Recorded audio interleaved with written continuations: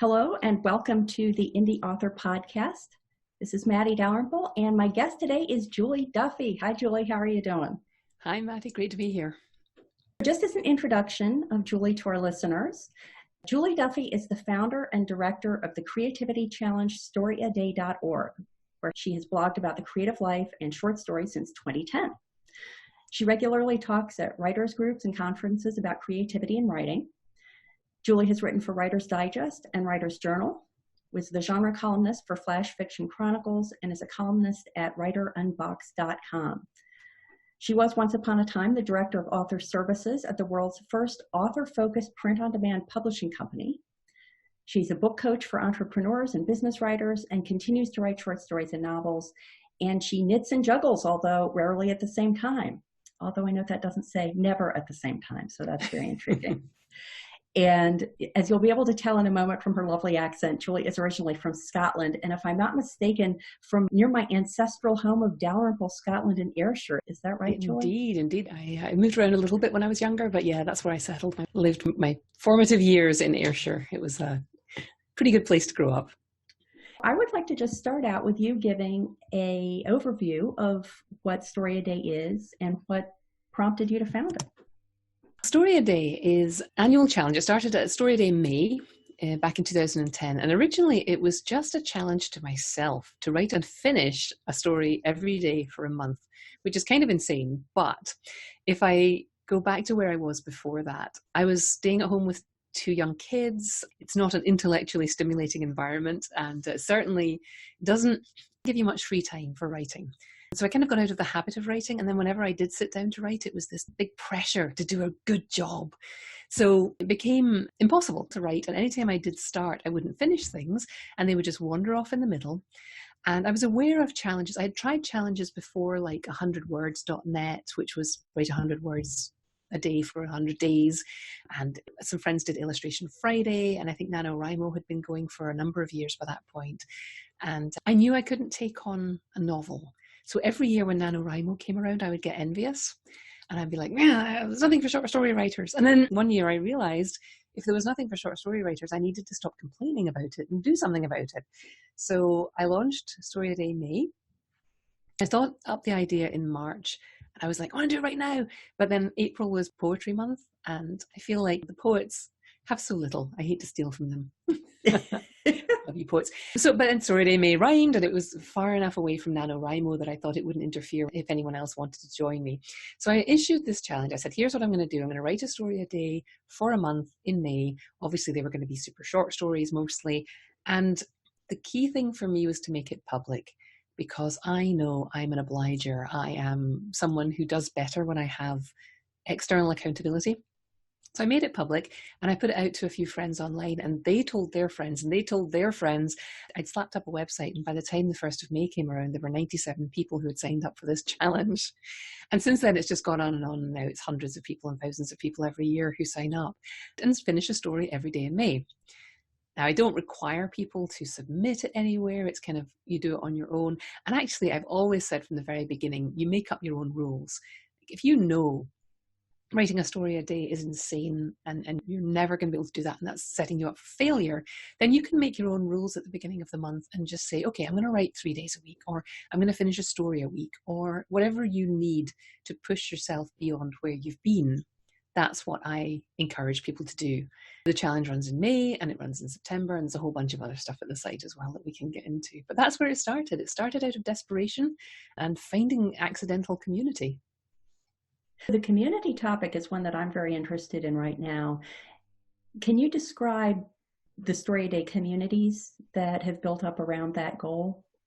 I started it off in the early years just being blog comments, and then I had an online community that was a forum. And over time, the thing that I found that works really well is I've started this superstars group where people opt in and they pay a small fee, and then they are involved beyond the challenge. So I have writing sprints that we do on Zoom, and we get together in this sort of virtual room where we're all looking at each other's faces and we sit and write. And I run those during the challenge.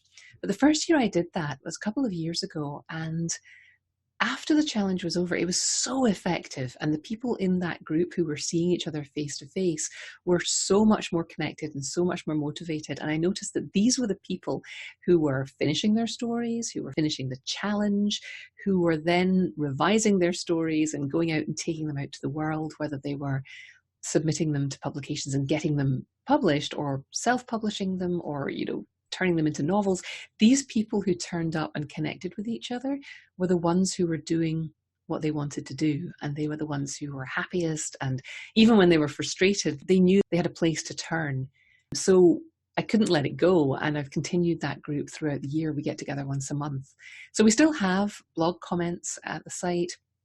There's a post I do on the first of the month where I encourage people to come and make their commitments for the month, and then come back the next month and tell us how they got on and commit to something for the following month, because it's so easy for life to get in the way. And if you've got this place, wherever it is, if you can turn up on a regular schedule and say to people, oh yeah, I said I was going to do this. And if you're checking in once a month, it's like having your new year every month to check in on your resolutions and see what your goals were, and have the sense that other people are not just watching you and sort of judging you, because it's not really that. It's more that they're seeing you and they're witnessing what you're promising to yourself. So I have found that whatever you can do to strengthen your ties to other writers is fantastic for helping you to make progress. Do you feel that there's a difference in how you do that if you have the opportunity to connect in person, like in-person writers group meetings, versus using a virtual forum like a Zoom meeting? Can you talk about the pros and cons of those? Although I'm very much an introvert, I'm a huge fan of getting together in the same room with people if you possibly can. I've had writing friends online and other types of friends online since the early 90s. And it just makes a huge difference when you are in the same room as them and maybe you sit down and have a meal with them or something. And that really is a wonderful way to deepen the connection. In the absence of an ability to do that, these Zoom meetings, these like face-to-face video conferences, are also wonderful, because you can have a conversation with someone and you can see whether you can hear on the phone if somebody's smiling, kind of, but when you're having this back and forth and you can see when someone's about to leap in with an idea, you just get a sense of who they are so much more. I loved the early days when there were forums and you could sort of go in and leave comments and form your thoughts carefully and present this best version of yourself in a written comment. But as time has gone on, I've really come to appreciate spontaneity and the willingness to be silly and the willingness to say stupid things and make mistakes and say the wrong thing and see someone react and apologize and go, oh, wait, no, tell me what I did. What do I need to know? What did I say wrong? That kind of thing. There's a lot of lessons to be learned there. I like real life groups because they get you out of the house. They force you to turn up, usually on a regular schedule. The downside of in-person groups in your own personal area is that it can be a little limited, because you go to a group and all the writers in the area who are free that night are going to come. And that can be wonderful because there's cross-pollination and you learn about stuff that you would never have learned about if you stayed in your bubble. But on the other hand, making deeper connections in that kind of group tends to take a little longer because you don't have a specific thing in common apart from writing. Whereas if you come to a Story a Day meeting, you're with people who love to write short stories. And if you go to a science fiction writers board, then you know that you're going to meet people who are writing the same kind of thing as you. So there's pluses and minuses to both. You can make deep connections in both ways. But you have to be willing to put yourself out there, and you have to be willing to make a fool of yourself sometimes. You said that on the Zoom meeting, the people there are really just writing, but being together virtually to ask each other questions. Is that how the Zoom meeting is used, or to share ideas or say, what do you guys think about this? Somewhat. We have some chit chat at the beginning, and that's kind of, you get to know each other. And we actually also have a Slack channel that we use in between times. That tends to be informational as well as chatty. People will share places to submit, things like that. So when we're on the calls, we tend to check in with each other on a more mindset level. How are you doing? How was that story that you submitted? Stuff like that. And then what we do, which sounds really crazy, is that we actually do writing sprints right there on the video call. We'll mute the microphones and I'll set a timer for 15 minutes and then we all just sit and write. And it can be like 12 people or, like all these little heads and everyone's facing a different way and somebody's lighting is terrible and people are making faces. And just the sense that you're there and you've put this on your calendar and you've said to your family, I'm going away to do my writing meeting. And then you sit down and if for this focused 15 minutes, everybody else is writing, there's a kind of positive peer pressure there.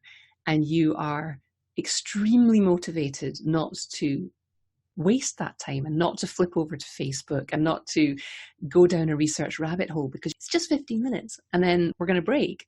And I might say to people, oh, what was your word count? Or I might say, how did everyone get on? And especially during the challenge, if everybody is pushing to get something finished, it'll get a little competitive. People will be like, oh, I wrote 565 words. Oh, I wrote 870. Wait, 800 words. How did you manage that? And so we just check in with each other and then you're sort of spurred on and you're extremely motivated to focus on the writing for that short period of time.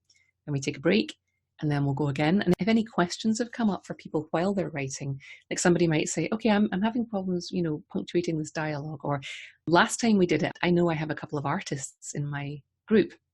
And I was writing a scene with an artist. So I said, oh, what does an artist studio smell like? And then they were able to give me that information. And then we set the timer and I went off and wrote that stuff down and it completely stole from them. It's really kind of ridiculous how productive you can be just sitting in a virtual space with other people and writing at the same time as them. It's so interesting to hear that because I'm both ready to rush off and sign up for Superstars now and intimidated because the whole idea of word count is something that I have never been able to get my brain around. I heard somebody describe it, I think they called it intellection. Have you heard this term? I have. But the idea that there are people who have to write to get going. They write 1,000 words and of those 250 are good and then they work with those and they throw the others out. And then there are people who muddle through in their mind. And then when they sit down, what they can capture is quite clean. And I think I'm the second one. Even though I'm writing full time now, I can go for a day or two without writing anything on the fiction side. But then when I sit down and do it, I've actually been writing in my head the whole time. So the idea of having someone say 15 minutes go, I'm pretty sure at the end of it, I would have nothing, because it's just not how I'm used to working while still finding the community aspect of it super appealing. Yeah, I think I probably work the same way as you. I'll noodle around with things, but sometimes I'll just sit and I'll write, ideas for scenes, or sometimes people use the time for research. And then in between times, it's just a chance to sort of hang and share ideas and ask questions of each other and commune that way. And I also do a monthly workshop where we'll look at one aspect of writing, or we'll study a short story and talk about what worked for us and what didn't. We've done workshops on stuff like openings and endings or flash fiction, and I'll give them exercises to do right there in the class. And some people do them and some people don't. It's interesting because of all the different styles of writing. The other thing that I think is very interesting that this is making me think of is that in forums, whether they're online or in person, and I'm thinking of, let's say, Facebook groups or writers group meetings, there are often people who are looking for two different things. There are people who are looking for, can someone tell me if I need an ISBN for my ebook? Really tactical, logistical information. Yeah.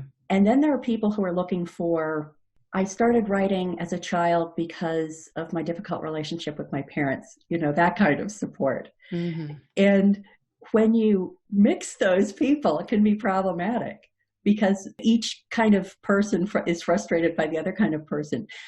Have you found that you have both those kinds of people in the groups you facilitate? And if you do, how do you mediate that? I have focused consciously on the creative side at Story a Day. And I think part of it came out of my frustration with early writing websites, which go very quickly from here's how you have an idea, here's how you sit down to write, to here's how you become a world-class bestseller and get your book published and blah, blah, blah. And it's all like this tiny short journey. And for certain people, if your aim when you set out is to publish and learn how to indie publish and stuff like that, and that's your aim when you sit down, that's great, but you've got to understand that that's your aim. And for a lot of people, they just feel this urge to write. And if you're still struggling with the fact that you're not writing enough, or you don't know how to get into writing, or you're not confident in your writing, then you really need to not be thinking about the publishing part of it yet. It's sort of putting the cart before the horse. You want to get yourself into a place where you're writing regularly and where you know what you're trying to achieve and that you're completing things and that you're turning up regularly. So that's where I've focused Story a Day very narrowly. And all of my community stuff tends to be that. And because I come out of a self-publishing background myself and being in and around the edges of the traditional publishing industry as well, I have to stop myself from going there. And so I don't tend to get people in my group who are looking for tactics on the self-publishing end. Having said that, Story a Day has been around for 10 years now, and there are a lot of people in the community who've made a lot of progress, and they're definitely at the point where they're publishing and they're thinking about the next steps. So there's some of that. It tends to be more in that superstars group, which is behind a wall at the site. It's not something that everybody's going to see, but it tends to be the kind of thing that comes up in our discussions with that smaller group. But again, I tend to point people elsewhere if they're looking for specific tactics. Like, for example, I'm really thrilled that you've released this book, The Short Tack, because tactically it's the next step for people who are writing and writing short or writing long and interested in experimenting. I can help them figure out how to write a short story. I can help them get more short stories written.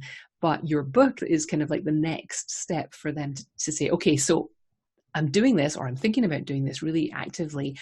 What's my strategy? What am I going to use these short stories for? I mean, everybody struggles with mindset all the time, but my focus is on the mindset and to a certain extent, some craft issues and getting people to teach themselves how to get the work done. And so I don't focus on that stuff. So I'm thrilled that you are. Excellent. We have a good team going here. And I found that my co-author, Mark Lefebvre, we're bringing some different perspectives, and we're starting to work on a second co-authored book. And it's even more pronounced there, where he's going more for the mindset things. And after having spent several decades as a project manager in corporate America, I go right for the tactical stuff. Oh, I envy you those skills. I really do. But it's nice to have both those perspectives and have a happy medium that we meet at, rather than having it be all one or the other. But I agree. I was listening to, I think it was the Writers Inc. podcast, which is a pretty new podcast with J.D. Barker and Jay Thorne. I hope I'm attributing this to the right source, but one of them described the idea that, and I'm extrapolating a little bit, but the writer has to have three hats. You have the writing hat, you have the editing hat, and you have the business hat. Mm. And I think that what you're describing is that Story a Day is more that writing and editing hat. And resources like Taking Short Tack is more the business hat. And one thing I really liked about that analogy is that it makes it clear that the writing and editing hats are two different hats, two different mindsets you have to bring. But it was also that you should be writing and editing in a sense independent of where that work is going to end up. And then when you've polished it, you step back and you decide what you want to do with it. So do you want to look for an agent for it or look for a publishing house for it, or do you want to independently publish it? And I really like that because it emphasized that the quality expectation should be the same. You shouldn't be saying, well, I don't really need my editing hat because I'm going to self-publish this. So who cares if there are some typos? You know, I like that it's a separate decision that you make, but the product that you're taking to whatever platform you choose is the same. And that's an interesting perspective, talking about the quality part of it, because I do think that at a certain point, once you are writing regularly and you're confident enough to want to take your writing out to the world, it doesn't hurt to start a project thinking about its eventual outcome. A lot of professional writers write stuff because this is what their publisher has said they want from them next. You know, I want you to write in this series, not that series. And I want you to write a short story for this anthology on this topic. And so it's not that you can't think about the ultimate destination for your story before you get started. It's just that it's dangerous to get hung up on that. And I think it is important to think about what your readers will want at some point, once you're writing regularly. The next stage is to start thinking about reader expectation. You have to write to delight yourself first and to entertain yourself because you're your first reader. But then if you want to take it to a wider world, it's okay to start thinking about what do readers of urban fantasy want and what do readers of romance want and readers of this particular publication want. But that can become very discouraging if that's where you start. Because the advice is always, if you want to get published, read the publications, see what they're looking for. And for a beginner writer or somebody who's coming back to it or moving into a new genre or whatever, that can be very discouraging because it seems so mechanical and so devoid of romance and creativity. It's not, but it can seem that way. One of the episodes I just recently listened to, I even know the number, it's episode 154 of the Story a Day podcast. And it was the one about a system for delighting readers and editors so that you get great reviews and raving fans will share your work with other readers who also love what you're writing. And that was a really timely podcast for me to listen to because I've been talking to fellow authors in my own community that I've built up. And we're having a lot of conversations about genre and genre expectations. And it's always something that I think about with my Ann Kinnear books because it has a paranormal theme, but it's not super paranormal. And so I've been careful not to promote it to paranormal specific platforms because I think that they would be expecting more. And my speculation is it's resulted in me having a fair number of really good reviews on Amazon, for example, and high ratings, but I'm limiting my audience by doing that. Can you talk a little bit about what you would discuss with the people in your groups about considering those reader expectations, especially for the short stories they're writing, and how they balance that against market potential? And that's going back to your 3 different hats again. I think the decision to not market to paranormal heavy platforms is smart because you don't want to set up expectations that aren't there. So that's definitely your business hat. You know, that was kind of an unusual podcast for me to do. This community has been around for a while. There's people in there who are looking for the next step. I was talking about in that one about a method for doing some market research and looking on Amazon and looking in publications and just trying to not worry about so much what the editor's saying, but looking for reader reactions and what they're getting excited about. And you can do this even if you're writing short stories and you don't really know where to go to find similar short stories. You can do this yourself. You can treat yourself as the ideal audience for your story and pull a bunch of books off your shelf, go back through short stories that you've read and look at which ones you absolutely loved and what they have in common. One of the things I really love about short stories is that genre isn't as important as the effect on the reader. I have several authors who I love and I'll read anything that they write, and some of their stories might skew speculative fiction and some of them might be set in ancient Greece and some of them might be set in Chernobyl in the 1980s. They could be all over the place and some of them might be a murder mystery. And what I tend to find is that there are commonalities running through the short stories that I love that I have identified by paying attention. And so I would encourage my community to do this as well, to pay attention to what they love and then just sort of maybe do a little survey of what are the commonalities between the stories you love. I like stories that have something a little bit weird about them, something unexplained. There was a story I read about a Mr. Potato Head in a cupboard in a bed and breakfast that sprouted roots and became sentient and took over the whole place. And the story did not start out like that. There was no indication that this was going to be some kind of weird fantasy story. It just went there. And one of the stories I read last year that I loved was called Joan of Arc Sits Alone in Her Dorm Room on a Saturday Night or something like that. That wasn't quite the title. And it was Joan of Arc, but she was sitting in a contemporary dorm room worrying about stuff. So I went through a bunch of stories, wrote down the things that I like. I like things that jump around in time. I like things that leave gaps for me to fill in. I like stories that don't have a neat ending. So in that case, my market research is what lights me up. And then I keep a document of that stuff so that if I'm writing a story and it's going off the rails, I can look at that and I can say, okay, where have I gone wrong? Oh, look, I'm writing a really traditional narrative story that might as well be a novel. And that's not what I love about short stories. Therefore, I'm going to course correct. For somebody else, it might be that they love traditional happily ever after short romance novels, and therefore their short stories might be just like that. And that's fine too. So my advice would be, in researching genre, not to worry about genre so much, and in researching market, to think about yourself first and what excites you and what delights you. And then you can go out and start researching publications guidelines and things like that. And if you're not finding anything where your stuff fits, you have a couple of options. You can begin to self-publish and try and find your audience that way. Keep doing what you're doing as long as it makes you happy. And at some point, if you get frustrated, it means you're ready for the next thing. You're ready for a new challenge. So if you're writing a ton of stories that you're really enjoying and you're sharing them with a small group of people and everyone's loving them, and that's fine, then great. When you come to a point where you start thinking, I'd really love to be hitting a larger audience, I'd really like to get a traditional publishing deal, then you have to start analyzing the market and saying, okay, which things am I willing to change to fit that market or to fit that economic need? Which things am I willing to adjust, or what new thing am I willing to learn in order to get my work out there? But I don't think you have to worry about any of that stuff if you are still having fun, still learning new stuff, still advancing on the step that you're on. I hear you saying that you're worrying about limiting your market. And at some point, you're going to say to yourself, how much does that matter to me? And what am I willing to do about it?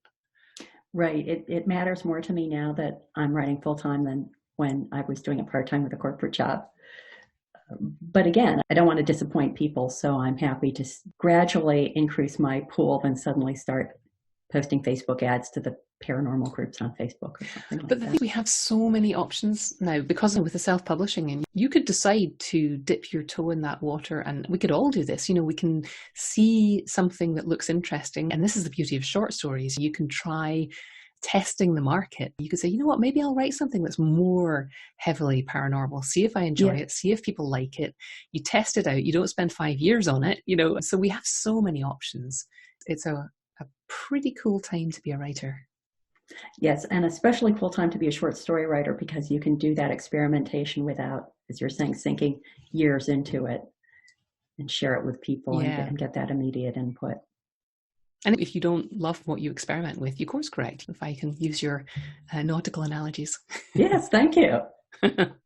Well, that is great advice, Julie. And I know you have tons of resources online. So do you want to share with our listeners where they can go for more information about you and Story a Day?